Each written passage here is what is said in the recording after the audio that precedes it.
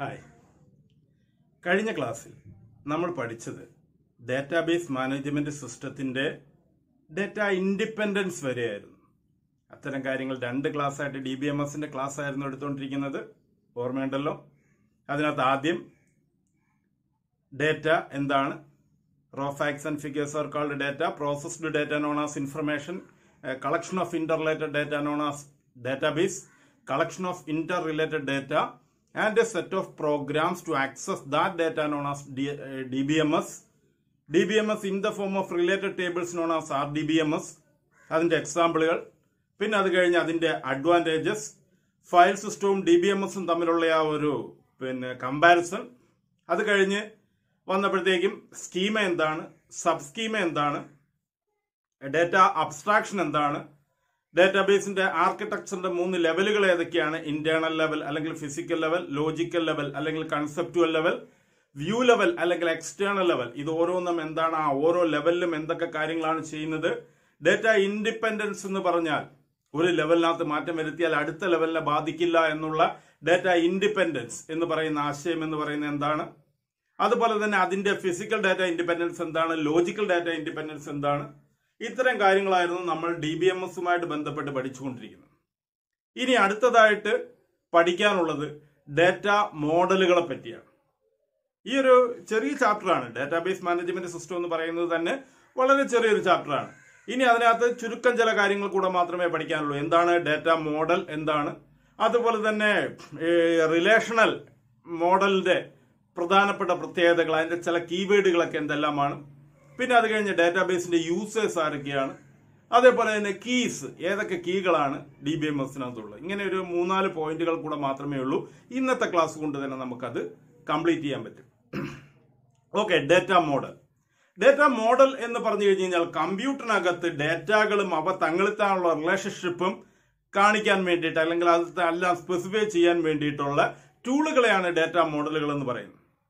അതായത് അതിന്റെ ഡെഫിനിഷൻ ഒന്ന് നോക്കിയേ. A collection of conceptual tool for describing data, data relationships, data semantics and consistency constraints known as data model.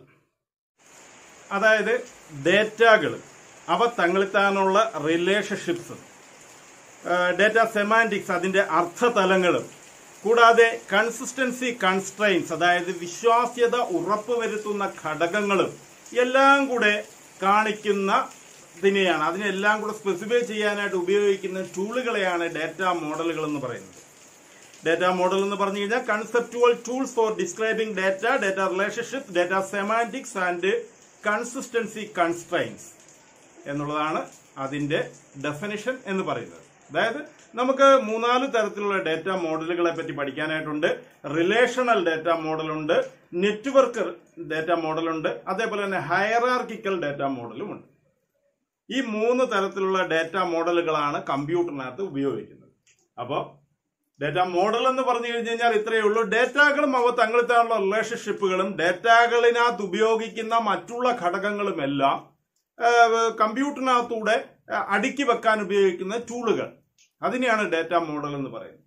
അപ്പം ആ data മോഡലിന്റെ റിലേഷണൽ മോഡൽ എന്ന് പറഞ്ഞു കഴിഞ്ഞാൽ പ്രത്യേകിച്ചൊന്നുമില്ല. റിലേഷണൽ മോഡൽ എന്ന് പറഞ്ഞു കഴിഞ്ഞാൽ ഡാറ്റയും അവ തങ്ങളിലുള്ള ടൂളുകളും മറ്റ് ഘടകങ്ങളുമെല്ലാം ടേബിളിന്റെ രൂപേണ അടുക്കി വെക്കുകയാണെങ്കിൽ അതിനെ റിലേഷണൽ ഡാറ്റ മോഡൽ എന്ന് പറയും. ആ ഡെഫിനേഷൻ ഒന്ന് നോക്കിയേ. The relational model use a collection of tables to describe data and their relationships. Each table have multiple columns and each column has a unique name. Advantages: simple format, easy to retrieve data, can represent different types of relationships. അതായത് റോസിന്റെയും കോളത്തിന്റെയും രൂപേണയുള്ള അതിന്റെ എല്ലാത്തിന്റെയും സംയോജനമായിട്ടുള്ള ടേബിളുകളുടെ രൂപേണയാണ്, ഒരുപാട് നിരകളും വരികളുമുള്ള ടേബിളുകളുടെ രൂപേണയാണ് relational data മോഡലിനകത്ത് ഡാറ്റകളും അവ തങ്ങളിത്താനുള്ള റിലേഷൻഷിപ്സും പറയുന്നത്. അതിന്റെ advantages എന്ന് പറഞ്ഞു കഴിഞ്ഞാൽ വളരെ സിമ്പിളാണ്, വളരെ എളുപ്പത്തിൽ ഡാറ്റ റിട്രൈവ് ചെയ്യാൻ പറ്റും, അതുപോലെ തന്നെ can represent different types of relationship, പലതരത്തിലുള്ള റിലേഷൻഷിപ്പുകൾ നമുക്ക് വേണമെങ്കിൽ പറയാൻ പറ്റും.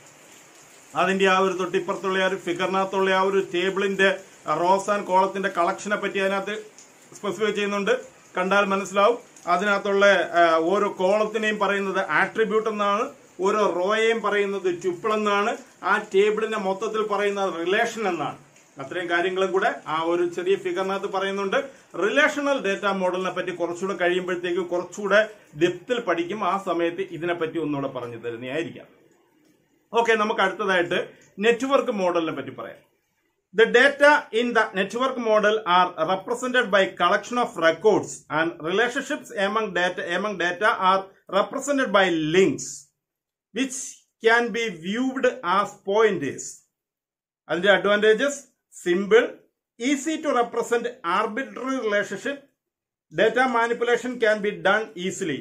തൊട്ടിപ്പുറം ആ ഒരു ഫിഗറും നെറ്റ്വർക്ക് മോഡലിലെ ആ ഒരു ഫിഗറും അവിടെ കിടപ്പുണ്ട്. കളക്ഷൻ ഓഫ് റെക്കോർഡിന്റെ രൂപേണയുള്ളതാണ് ഡേറ്റകൾ റെപ്രസെന്റ് ചെയ്യുന്നത്. അപ്പൊ തങ്ങളിത്താനുള്ള റിലേഷൻഷിപ്പ് പറയാൻ വേണ്ടിയിട്ട് ലിങ്കുകളുണ്ട്. ലിങ്കുകൾക്ക് പോയിന്റർ എന്നും അർത്ഥമുണ്ട്. അത് വളരെ സിമ്പിൾ ആയിട്ടുള്ളൊരു ആർക്കിടെക്ചറാണ്.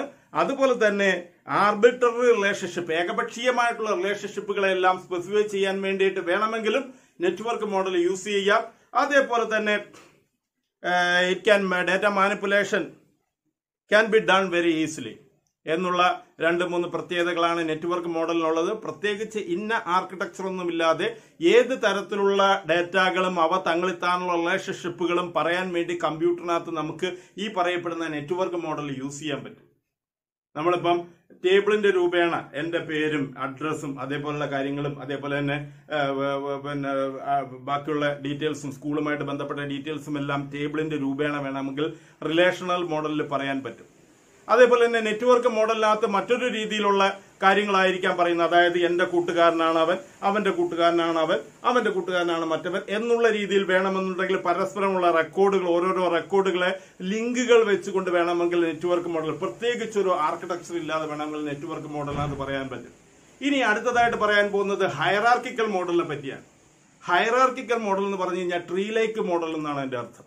അതായത് ഒരു റൂട്ട് നോഡ് കാണും, അതിന് താഴോട്ട് 1, 2, 3 പേരന്റ് പിന്നെ ചൈൽഡ് നോഡ് കാണും, അതിന് താഴോട്ട് വരുന്ന രീതിയിൽ.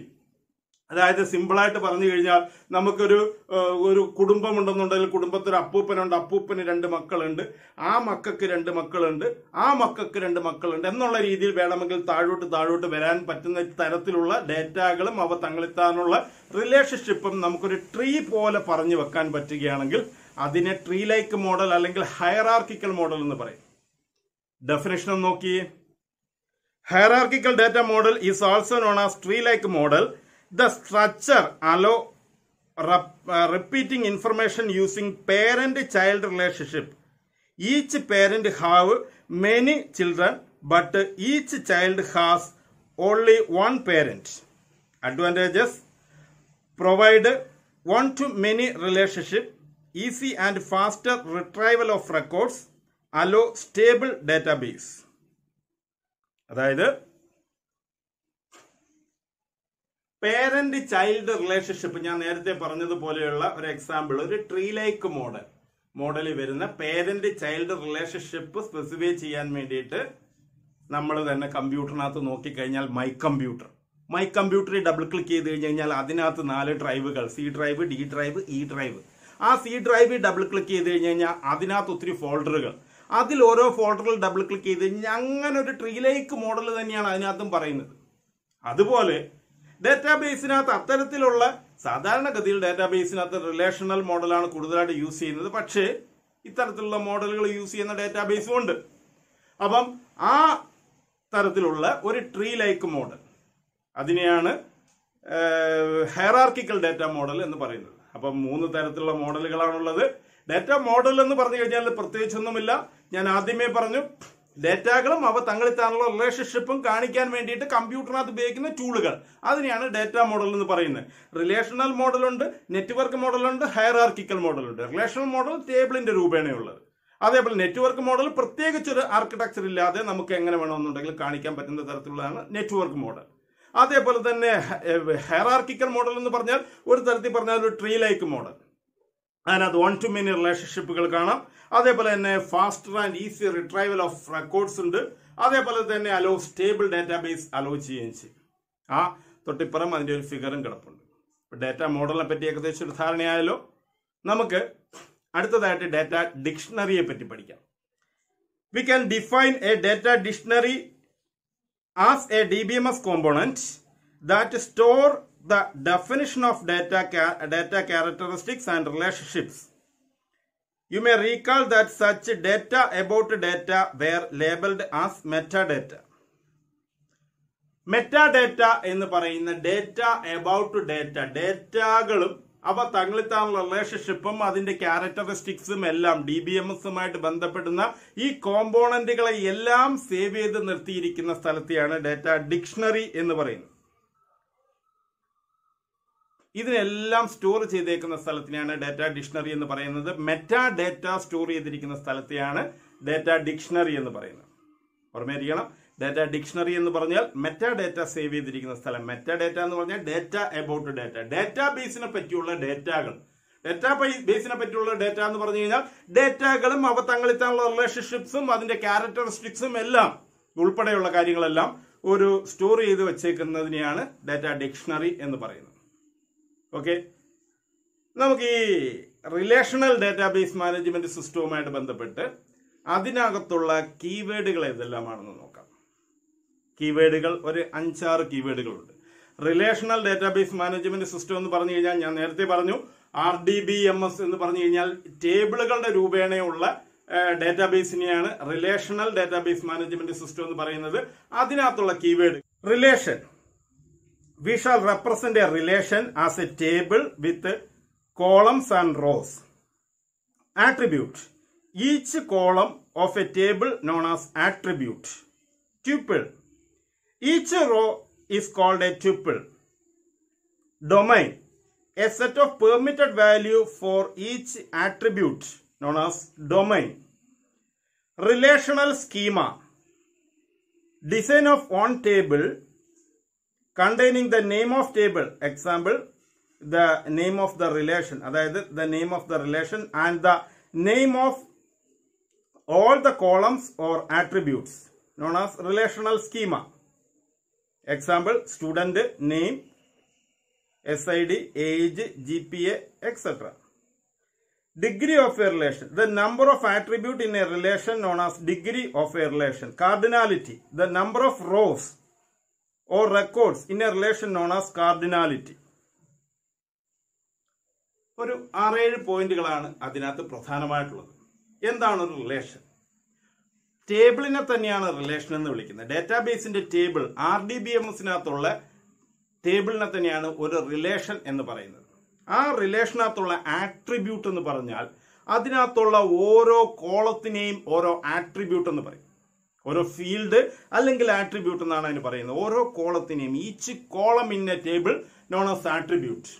അതേസമയം തൊട്ടടുത്തതായിട്ട് ട്യൂപ്പിൾ അല്ലെങ്കിൽ റെക്കോർഡ് എന്ന് പറഞ്ഞു കഴിഞ്ഞാൽ ഓരോ റോയെയും നമ്മളാണെന്നുണ്ടെങ്കിൽ ട്യൂപ്പിൾ അല്ലെങ്കിൽ റെക്കോർഡ് എന്ന് പറയും. ആട്രിബ്യൂട്ടും ട്യൂപ്പിളും തങ്ങളിൽ മാറിപ്പോകരുത്. ആട്രിബ്യൂട്ട് എന്ന് പറഞ്ഞു കഴിഞ്ഞാൽ ഓരോ കോളത്തിനെയും പറയുന്നതാണ്. ട്യൂപ്പിൾ എന്ന് പറഞ്ഞു കഴിഞ്ഞാൽ ഓരോ റോയെയും പറയുന്നതാണ് ട്യൂപ്പിൾ എന്ന് പറയുന്നത്. ഇനി അടുത്തതായിട്ട് degree of a relation. The number of attribute in A relation known as degree. എത്ര ആട്രിബ്യൂട്ടുകൾ, എത്ര കോളങ്ങൾ ഒരു ടേബിളിനകത്തുണ്ട് എന്നുള്ളതിനെ പറ്റി പറയുന്നതിന് എത്ര ആ കോളങ്ങളുടെ എണ്ണത്തിനെയാണ് ഡിഗ്രി ഓഫ് എ റിലേഷൻ എന്ന് പറയുന്നത്. അതുപോലെ തന്നെ കാർഡിനാലിറ്റി എന്ന് പറഞ്ഞു കഴിഞ്ഞാൽ ആ റിലേഷനകത്ത് എത്രമാത്രം റോകൾ അടങ്ങിയിട്ടുണ്ട് എന്നുള്ളതിനെയാണ് നമ്പർ ഓഫ് റോസ് അല്ലെങ്കിൽ number of records in A relation known as cardinality of a relation. പിന്നെ ഡൊമൈൻ എന്ന് പറഞ്ഞു കഴിഞ്ഞാൽ ഒരു കോളത്തിനകത്തുള്ള സെറ്റ് ഓഫ് പെർമിറ്റഡ് വാല്യൂസിനെയാണ് എത്രമാത്രം ഡാറ്റ അതിനകത്ത് ഉൾക്കൊള്ളാൻ പരമാവധി എത്രയുണ്ട്, എത്രയാണ് അതിന്റെ ഡൊമൈൻ എന്നുള്ള പറയുന്നത്. സെറ്റ് ഓഫ് പെർമിറ്റഡ് വാല്യൂ എത്രയാണ് അതിന്റെ ആ ഒരു വിഡ്ത് എന്നൊക്കെ പറയുന്നത് എന്നുള്ള രീതിയിലാണ് ഡൊമൈനെ പറ്റി പറയുന്നത്. റിലേഷണൽ സ്കീമ എന്ന് പറഞ്ഞു കഴിഞ്ഞാൽ അതിന്റെ ആ ഒരു ഡിസൈനിന്റെ സ്കീമ, അതിന്റെ ആ ഒരു ലോജിക്കൽ ഡിസൈൻ, ആ ഒരു ടേബിളിനായിട്ട് ബന്ധപ്പെടുത്തുന്ന ലോജിക്കൽ ഡിസൈനെയാണ് റിലേഷണൽ സ്കീമ എന്ന് പറയുന്നത്.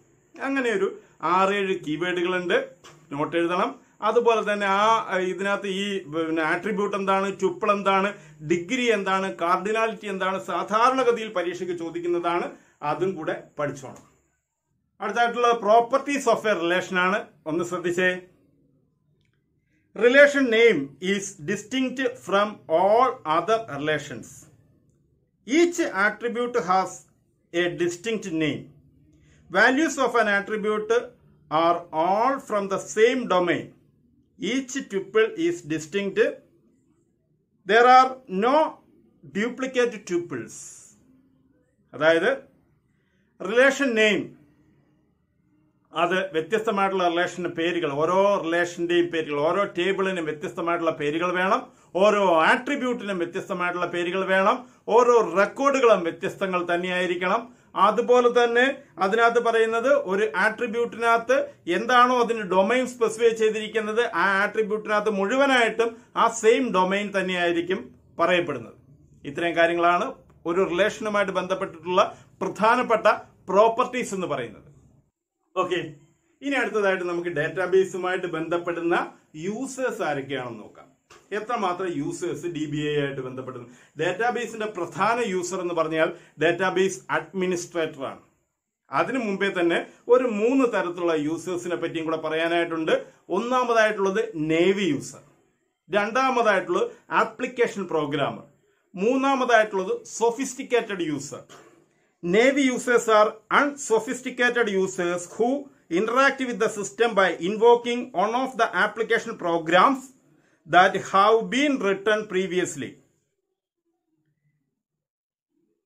പ്രത്യേകിച്ച് വലിയ കാര്യക്ഷമതയില്ലാത്ത തരത്തിലുള്ള യൂസേഴ്സിനെയാണ്, ഡാറ്റാബേസ് യൂസേഴ്സിനെയാണ് നേവി യൂസർ എന്ന് പറയുന്നത്. പ്രത്യേകിച്ച് വലുതായിട്ട് കാര്യങ്ങളൊന്നും അറിയേണ്ട കാര്യമൊന്നുമില്ല. ആ നേരത്തെ എഴുതപ്പെട്ടിട്ടുള്ള ഒരു ആപ്ലിക്കേഷൻ പ്രോഗ്രാമിന്റെ സഹായത്തോടു കൂടി ഡാറ്റാബേസുമായിട്ട് ഇന്ററാക്ട് ചെയ്യുന്ന ആളിനെ പറയുന്ന പേരാണ് നേവി യൂസർ, അല്ലെങ്കിൽ ഒരു എൻഡ് യൂസർ. അത്ര മാത്രമേ ഉള്ളൂ അതിന്റെ അർത്ഥം. തൊട്ടടുത്തതായിട്ടുള്ളത് നോക്കിയേ, application programmer. Application programmers are computer professionals who write application programs. Application programmers can choose from many tools to develop user interface. ഈ ആപ്ലിക്കേഷൻ പ്രോഗ്രാമുകൾ ഡെവലപ്പ് ചെയ്യുന്ന ആളിനെയാണ് ആപ്ലിക്കേഷൻ, അതായത് ഡാറ്റാബേസുമായിട്ട് ബന്ധപ്പെടുത്തി ആപ്ലിക്കേഷൻ പ്രോഗ്രാമുകൾ ചില ഫ്രണ്ട് എൻഡ് സോഫ്റ്റ്വെയറുകളുടെയൊക്കെ സഹായത്തോടു കൂടി ഡാറ്റ എങ്ങനെ അകത്തോട്ട് കയറ്റാം, ഡാറ്റ എങ്ങനെ പുറത്തോട്ട് ഇറക്കും എന്നുള്ള രീതിയിലുള്ള ആപ്ലിക്കേഷൻ പ്രോഗ്രാമുകൾ ഡെവലപ്പ് ചെയ്യുന്ന ആളിനെ പറയുന്ന പേരാണ് ആപ്ലിക്കേഷൻ പ്രോഗ്രാമർ എന്നുള്ള കാര്യം. Last one, sophisticated users. Sophisticated users interact with the system without writing programs. They use database query language to interact with the database. ഡാറ്റാബേസിന്റെ ക്വറി ലാംഗ്വേജ് യൂസ് ചെയ്തുകൊണ്ട്, DBMSന്റെ ക്വറി ലാംഗ്വേജ് യൂസ് ചെയ്തുകൊണ്ട് ഡാറ്റാബേസുമായിട്ട് interact ചെയ്യുന്ന, അതായത് പ്രത്യേകിച്ച് application programme ഒന്നുമില്ലാതെ direct ആയിട്ട് data manipulation ലാംഗ്വേജുകളൊക്കെ use ചെയ്തുകൊണ്ട് തന്നെ പിന്നെ ഡാറ്റാബേസുമായിട്ട് ഇന്ററാക്ട് ചെയ്യുന്ന DBMSുമായിട്ട് അടുത്ത് ബന്ധപ്പെടുന്ന തരത്തിലുള്ള ആൾക്കാരെയാണ് സൊഫിസ്റ്റിക്കേറ്റഡ് യൂസേഴ്സ് എന്ന് പറയുന്നത്. ഇനി നാലാമത്തെ തരമാണ് ഏറ്റവും പ്രധാനപ്പെട്ടത്, ഡാറ്റാബേസ് അഡ്മിനിസ്ട്രേറ്റർ എന്ന് പറയുന്നത്. DBMS എന്ന് പറഞ്ഞു കഴിഞ്ഞാൽ നമുക്കറിയാം ഒരു സെൻട്രൽ കൺട്രോൾ DBMSനകത്തുണ്ട്. ആ സെൻട്രൽ കൺട്രോള് നിർവഹിക്കുന്ന ആളാണ് ഡാറ്റാബേസ് അഡ്മിനിസ്ട്രേറ്റർ എന്ന് പറയുന്നത്. DBA എന്ന് പറയുന്ന എല്ലാ കമ്പനികളിലും എല്ലാ ഫേമുകളിലും DBA എന്ന് പറയുന്ന ഒരു തൊഴിൽ സാധ്യത തന്നെയുണ്ട്. ഡാറ്റാബേസുമായിട്ട് നല്ല താല്പര്യത്തോടെ പഠിച്ചു പോകുന്ന മുന്നോട്ട് പഠിക്കുന്ന കുട്ടികൾക്ക് നല്ലൊരു തൊഴിൽ സാധ്യതയുള്ള ഒരു മേഖലയാണ് ഡാറ്റാബേസ് അഡ്മിനിസ്ട്രേറ്റർ എന്ന് പറയുന്നത്. എല്ലാ ബാങ്കുകളിലുമുണ്ട്. അങ്ങനെ ഉള്ള ഒരു തൊഴിൽ സാധ്യതയാണ്. നമുക്ക് എന്താണ് ഡാറ്റാബേസ് അഡ്മിനിസ്ട്രേറ്ററുടെ പ്രധാന ഉത്തരവാദിത്തങ്ങൾ എന്നും കൂടെ നോക്കാം. Database administrator, one of the main reason for using DBMS is to have central control of both the data and the programs that access those those data. A person who has such central control over the system is called database administrator. The functions of DBA include schema definition, schema and physical organization modification, granting of authorization of data access, routing maintenance. അതായത് ഡാറ്റാബേസുമായിട്ട് ബന്ധപ്പെട്ടിട്ടുള്ള പ്രധാനപ്പെട്ട ഉത്തരവാദിത്തങ്ങളെല്ലാം നിർവഹിക്കുന്നത് schema എങ്ങനെ ഇരിക്കണം, ഡാറ്റാബേസിന്റെ schema, അത് ആരൊക്കെ access ചെയ്യണം, അതേപോലെ തന്നെ ഫിസിക്കൽ ഓർഗനൈസേഷൻ മോഡിഫിക്കേഷൻ ഒക്കെ എങ്ങനെ നടത്തണം, അതേപോലെ തന്നെ പെർമിഷൻ ഒക്കെ നൽകുക, അതിന്റെ സെക്യൂരിറ്റി എല്ലാം കറക്റ്റ് ആക്കുക എന്നുള്ള പ്രധാനപ്പെട്ട ഉത്തരവാദിത്തങ്ങളെല്ലാം നടത്തുന്ന സെൻട്രൽ കൺട്രോൾ ആയിട്ടുള്ള ഡാറ്റാബേസുമായിട്ട് ബന്ധപ്പെടുന്ന ആളിനെയാണ് ഡാറ്റാബേസ് അഡ്മിനിസ്ട്രേറ്റർ എന്ന് പറയുന്നത്. ശ്രദ്ധിക്കണം, ഏറ്റവും പ്രധാനപ്പെട്ട DBMSമായിട്ടുള്ള യൂസർ അതിന്റെ സെൻട്രൽ കൺട്രോൾ ആണ്. ഡാറ്റാബേസ് അഡ്മിനിസ്ട്രേറ്റർ ആണ് ഏറ്റവും പ്രധാനപ്പെട്ട യൂസർ എന്ന് പറയുന്നത്. നമുക്കിനി DBMSന്റെ കീകളെ പറ്റി പഠിക്കാം. ഏതൊക്കെയാണ് കീകൾ? കീകൾ എന്ന് പറഞ്ഞു കഴിഞ്ഞാൽ പ്രത്യേകിച്ച് നമ്മൾ മനസ്സിലാക്കേണ്ടുന്നത് ചില റെക്കോർഡുകൾ റിട്രൈവ് ചെയ്യാനായിട്ട് ചില ട്യൂപ്പിളുകൾ നമുക്ക് ഏതെങ്കിലും ഒരു വലിയ ആശുപത്രിയിലോട്ട് പോകും. ആ ആശുപത്രിയിലുള്ള ഏതെങ്കിലും ഒരു രോഗിയെ കാണാനായിട്ടാണ്, രോഗിയെ വിസിറ്റ് ചെയ്യാനായിട്ടാണ് നമ്മൾ പോകുന്നതെന്നിരിക്കട്ടെ. അപ്പൊ നമുക്ക് ആ രോഗിയെ പറ്റിയുള്ള വലിയ വിവരങ്ങളൊന്നുമില്ല, നമുക്ക് പേരും അഡ്രസ്സും അതുപോലുള്ള കാര്യങ്ങളും എല്ലാം അറിയാം. ആശുപത്രിയിൽ ചെന്ന് കഴിഞ്ഞാൽ നമുക്ക് ആ ആശുപത്രിയിലുള്ള ആളിന്റെ MR നമ്പറോ അല്ലാന്നുണ്ടെങ്കിൽ അവിടുത്തെ രജിസ്ട്രേഷൻ നമ്പറോ ഒന്നും നമുക്ക് ചിലപ്പോൾ അറിയില്ലായിരിക്കും. നമുക്ക് ചിലപ്പോൾ അപ്പടെ അറിയാവുന്ന ആളുടെ പേരറിയാം, ചിലപ്പോൾ വയസ്സറിയാൻ പറ്റും, ചിലപ്പോൾ അവന്റെ അഡ്രസ്സ്, അവന്റെ പേര്, അതുപോലുള്ള കാര്യങ്ങളൊക്കെ അറിയാം. അത്രയും കാര്യങ്ങൾ നമ്മൾ തുടക്കത്തിലിരിക്കുന്ന ആ ഒരു ഫ്രണ്ടിലിരിക്കുന്ന ആ ഒരു നഴ്സിന്റെ അടുത്തൊന്ന് പറഞ്ഞു കഴിഞ്ഞാൽ, നമ്മളെ സഹായിക്കാൻ മേ ഹെൽപ്പ് യു എന്ന് പറഞ്ഞുകൊണ്ടൊക്കെ ഇരിക്കുന്ന ആളുടെ അടുത്തൊന്ന് പറഞ്ഞു കഴിഞ്ഞാൽ അവർ നമ്മൾക്ക് ഇത്രയും ഡീറ്റെയിൽ മേടിച്ച് കമ്പ്യൂട്ടറിൽ പടപടാന്ന് അടിച്ചു നോക്കിയതിന് ശേഷം ആളിനെ പറ്റിയുള്ള സകലമാന ഡീറ്റെയിലും ആ ട്യൂപ്പിൾ ഫുള്ളായിട്ട്, ആ റെക്കോർഡ് ഫുള്ളായിട്ട് നമുക്ക് എടുത്ത് വേണമെങ്കിൽ പറഞ്ഞു തരും. ആൾ ഇന്നടുത്തുണ്ട്, ഇന്ന റൂമിലുണ്ട്, ഇന്ന ഡോക്ടറാണ് അവിടെ ചികിത്സിക്കുന്നത്, ഇന്ന സമയത്ത് വേണമെന്നുണ്ടെങ്കിൽ അകത്ത് കയറാം എന്നുള്ള കാര്യങ്ങളെല്ലാം ഉൾപ്പെടെ നമുക്ക് വേണമെങ്കിൽ പറഞ്ഞു തരും. അതായത് നമ്മളെ കയ്യിൽ നിന്ന് ഈ ഫുള്ളായിട്ടുള്ള റെക്കോർഡിനെ റിട്രൈവ് ചെയ്യാനായിട്ട് നമ്മളുടെ അടുത്ത് നിന്ന് സ്വീകരിക്കപ്പെടുന്ന ചില വാക്കുകളെയാണ്, ചില ഫീൽഡുകളെയാണ്. ചില ഫീൽഡുകൾ ഫില്ല് ചെയ്ത് കൊടുത്തു കഴിഞ്ഞ് കഴിഞ്ഞാൽ ബാക്കിയുള്ള ഫീൽഡുകളെല്ലാം കമ്പ്യൂട്ടർ എടുത്ത് ഇങ്ങ് തരും. അത്തരത്തിലുള്ള പ്രധാനപ്പെട്ട ഫീൽഡുകളുടെ കൂട്ടത്തെയാണ് കീകൾ എന്ന് പൊതുവിൽ പറയുന്നത്. അതിനകത്ത് തന്നെ 4-5 തരത്തിലുള്ള കീകളുണ്ട്. അതായത് സൂപ്പർ കീ എന്ന് പറയുന്ന ഒരു കീ ഉണ്ട്, കാൻഡിഡേറ്റ് കീ എന്ന് പറയുന്ന ഒരു കീ ഉണ്ട്, പ്രൈമറി കീ ഉണ്ട്, ആൾട്ടർനേറ്റ് കീ ഉണ്ട്, ഫോറിൻ കീ ഉണ്ട്. ഈ 5 തരത്തിലുള്ള കീകൾ നമുക്ക് പഠിക്കാനായിട്ടുണ്ട്. നമുക്ക് അത് ഓരോന്നും എന്തൊക്കെയാണെന്നുള്ള കാര്യം നോക്കാം. A key is an attribute or a set of attributes in a relation that identify a tuple in a relation. Super key. Super key is a set of attributes whose value can be used to uniquely identify a tuple within a relation. A relation may have more than one super key, but it always has at least one. അടുത്തതായിട്ടുള്ള candidate key. Candidate key is a minimal subset of super key known as candidate key. A relation may have more than one candidate key, and the different candidate key may have a different number of attributes. Okay, ഈ 2 കീകളെ പറ്റി ഒന്ന് ആലോചിച്ച് നോക്കി. Super key, ഞാൻ നേരത്തെ പറഞ്ഞതുപോലെ ഒരു ഹോസ്പിറ്റലിൽ കയറാനായിട്ട് നമുക്ക് എസെൻഷ്യലായിട്ട് അത്യാവശ്യം വേണ്ടുന്ന ആ രോഗിയുടെ വിവരങ്ങൾ തിരിച്ചിങ്ങോട്ട് എടുക്കാനായിട്ട് അത്യാവശ്യം വേണ്ടുന്ന ഒരു സെറ്റ് ഓഫ് ആട്രിബ്യൂട്ടുകളുണ്ട്, ഒരു സെറ്റ് ഓഫ് കീ ഫീൽഡുകളുണ്ട്. അതായത് അവന്റെ പേര്, അവന്റെ അഡ്രസ്സ്, അവന്റെ വയസ്സ്, അവന്റെ MR നമ്പർ അറിയാമെങ്കിൽ അത്, അതേപോലെ തന്നെ അവന്റെ സ്ഥലപ്പേര്, അതുപോലുള്ള ഒരു 5-6 കൂട്ടം കാര്യങ്ങൾ നമുക്ക് അറിയാമെങ്കിൽ ബാക്കിയുള്ള വിവരങ്ങളെല്ലാം ആ ഡാറ്റാബേസിൽ നിന്ന് എടുക്കാം. അപ്പൊ നമുക്കറിയാവുന്ന ഈ 5-6 കൂട്ടം കാര്യങ്ങളുടെ കൂട്ടത്തെയാണ് സൂപ്പർ കീ എന്ന് പറയുന്നത്. ഈ സൂപ്പർ കീയുടെ minimum subset of super key 2-3 field, അതായത് അവന്റെ രജിസ്ട്രേഷൻ നമ്പരും അവന്റെ പേരും മാത്രമേ അറിയുന്നുള്ളെന്നുണ്ടെങ്കിൽ പോലും നമുക്ക് വേണമെങ്കിൽ ആ ഡാറ്റ എടുക്കാം. അപ്പൊ ആ minimal subset of super key known as candidate key. ഞാൻ അങ്ങനെ രജിസ്റ്റർ നമ്പറും നെയിമുമാണ് എന്ന് പറഞ്ഞതിന് മറ്റൊരു ഉദ്ദേശമുണ്ട്. തൊട്ടടുത്തതായിട്ട് പറയാൻ പോകുന്നത് പ്രൈമറി കീയെ പറ്റിയാണ്. പ്രൈമറി കീ എന്ന് പറഞ്ഞു കഴിഞ്ഞാൽ the most important candidate key known as primary key. അതായത് ഈ രജിസ്റ്റർ നമ്പറിനെയാണ് പ്രൈമറി കീ എന്ന് നമുക്ക് വേണമെങ്കിൽ ഉദാഹരണത്തിന് പറയാൻ പറ്റുന്നത്. പ്രൈമറി കീയുടെ ആ ഒരു ഡെഫിനേഷൻ ഒന്ന് നോക്കി. The primary key of a relation is a candidate key especially selected to the key for the relation. In other words, the most important candidate key uniquely used to identify a tuple known as primary key. രണ്ടാമതായിട്ടുള്ളത് alternate key. The candidate key other than primary key known as alternate key. Foreign key. The key field of a table used to establish relationship with another table known as foreign key.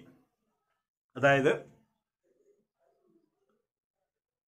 ഞാൻ നേരത്തെ തന്നെ പറഞ്ഞു, primary key എന്ന് പറഞ്ഞാൽ most important candidate കീയാണ്. ഞാൻ ആദ്യമേ പറഞ്ഞു, അവന്റെ രജിസ്റ്റർ നമ്പരും പേരും അഡ്രസ്സും അവന്റെ അച്ഛന്റെ പേരും വയസ്സും എല്ലാം കൂടെ അറിയാമെങ്കിൽ അതിനെയാണ് നമ്മൾ സൂപ്പർ കീ എന്ന് പറയുന്നത്. ഈ സൂപ്പർ കീക്കകത്ത് തന്നെ അവന്റെ രജിസ്റ്റർ നമ്പറും അവന്റെ പേരും മാത്രമേ നമ്മൾ അറിയുന്നുള്ളൂ എങ്കിൽ അതിനെ നമ്മൾ കാൻഡിഡേറ്റ് കീ എന്ന് പറയും. ഈ സൂപ്പർ കീയുടെ മിനിമം സബ്സെറ്റിനെയാണ് കാൻഡിഡേറ്റ് കീ എന്ന് പറയുന്നത്. ഈ കാൻഡിഡേറ്റ് കീയിൽ തന്നെയുള്ള മോസ്റ്റ് ഇമ്പോർട്ടന്റ് കീ ഫീൽഡിനെയാണ് പ്രൈമറി കീ എന്ന് പറയുന്നത്. ഉദാഹരണത്തിന് രജിസ്റ്റർ നമ്പറിനെ നമ്മൾ വേണമെന്നുണ്ടെങ്കിൽ പ്രൈമറി കീ എന്ന് പറയും.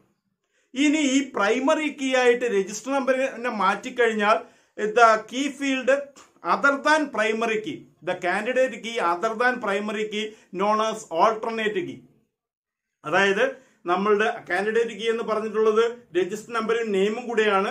അതിനകത്ത് രജിസ്റ്റർ നമ്പർ പ്രൈമറി കീ ആയിട്ട് മാറ്റിയാൽ അടുത്ത കീ ഫീൽഡ്, അതായത് അതിനെയാണ് ഓൾട്ടർനേറ്റ് കീ എന്ന് പറയുന്നത്. തൊട്ടടുത്തതായിട്ടുള്ളത് ഫോറിൻ കീ.